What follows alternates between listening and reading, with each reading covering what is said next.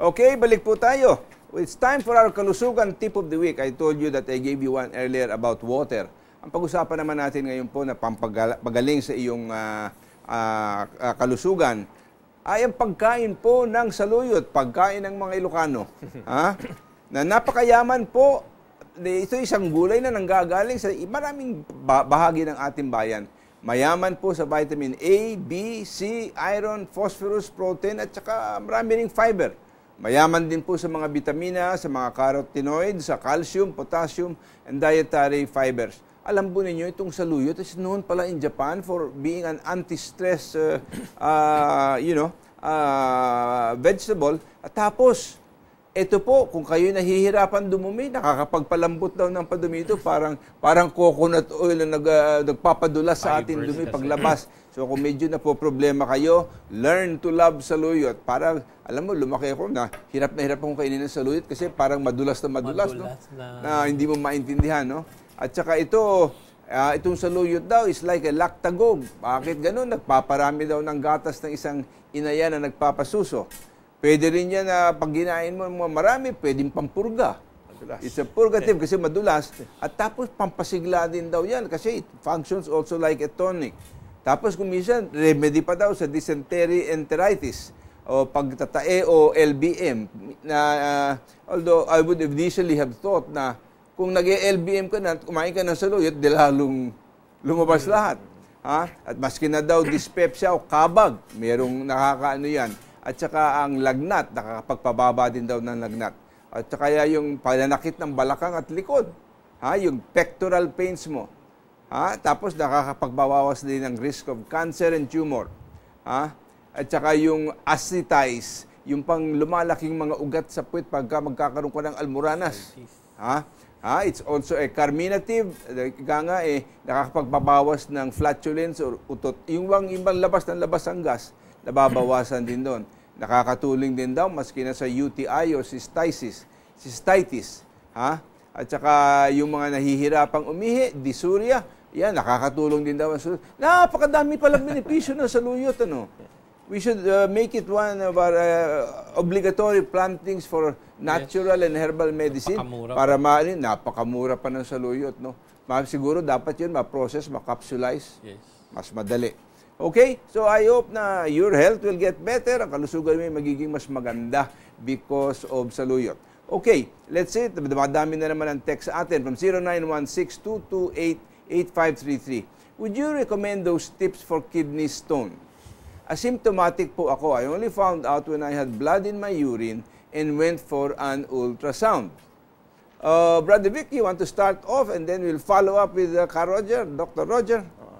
Well, in general, how are you going to flush out the stones in the kidney? Not the same way that you would flush out the stones in the liver, no? Iba. Okay. Go ahead. So, that's I think sometimes we want to say a very simple way of a remedy. But I think the best way is to go to seek the advice of from the experiences of Dr. Roger upang maging comprehensive. Katulad na halimbawa. Well, let's talk about it first in terms of what happens to the kidney and why does it develop stones. Ano nangyayari sa glomerulus doon na hindi na nakakadaan at nababara? Na napupuno siguro ng sediment, no? Normally, that eventually becomes calcified. Apo, iba po kasi yung stone ng kidney, iba yung stone ng gallbladder. Ang gallbladder is more for cholesterols Ang kidney naman is more of calcium. Kaya ang pantanggal dyan sa calcium is just potassium. Nalulusaw ng potassium ang calcium. So, we have a protocol in the clinic that we do. No, kaya lang siguro, ang hirap lang sabihin on air. If you're really interested, you can call do sa clinic and binibigay lang namin itong libre. Kasi mga home remedy lang to No? And also, another good na nakakatalagang tinatawag nila yan even sa ibang bansa ay stone breaker. Yung Chanca Pedra. Pedra. Chanca Pedra is, ano nga sa Tagalog, Mami?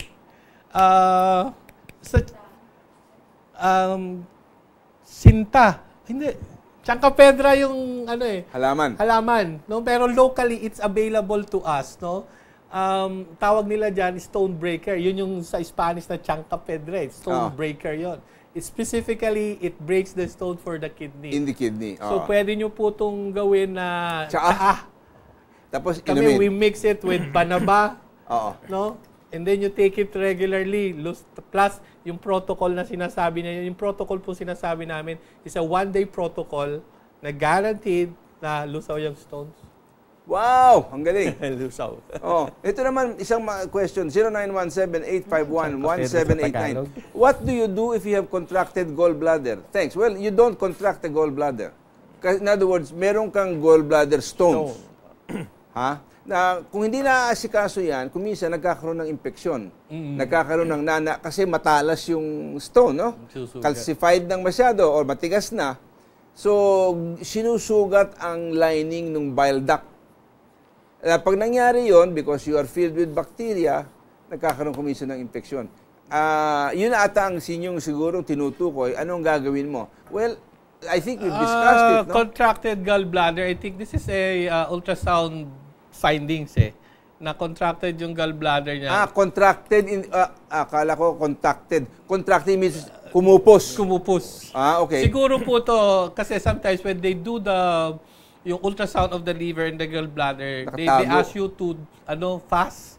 'Di ba? Hindi kayo pakakainin. Isa po 'yan sa dahilan, so siguro sumobra po yung fasting nyo. Kaya nag-contract yung gallbladder. Nawawala po 'yan dahil ang nangyayari po dyan, there is not enough bile inside the gallbladder para mag-expand siya. Kasi nga po, because of yung sobrang fasting, kaya walang laman na bile yung inyong gallbladder. Kaya pag nakuna ng ultrasound yan, parang maliit siya. Yun lang po dahilan yan. Okay, well, hindi naman sakit yan, nawawala yan. Madaling mawala, just go back to your regular diet. Kanya lang, I hope his regular diet is good for him. Dapat. Di ba? Dapat po. Sige, Brother Vic. Pero alam mo, idudugtong natin, ano kaya ma-increase ang bile excretion? That should be a wonderful question to Dr. No? Kasi normally, ang bile nagdadala ng mga basura, no? Yung bile acid, nagdadala siya ng mga basura galing sa liver. No?